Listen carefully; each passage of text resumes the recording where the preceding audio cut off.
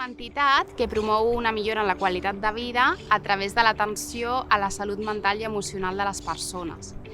A Vincles tenim com dues branques, que són les dues branques en les que ens agafem per poder complir els objectius, aquests objectius que comentàvem.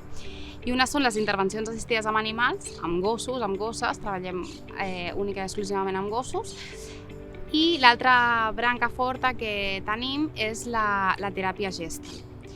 A l'inici vam començar només treballant amb intervencions assistides amb gosses i anàvem a diferents centres i vam començar amb diferents projectes i amb el temps vaig començar a fer una formació amb teràpia Gestalt i diverses formacions, i això el que m'ha permès és veure com de complementàries són aquestes dues maneres de treballar i com de beneficioses poden ser si es treballen en conjunt, no?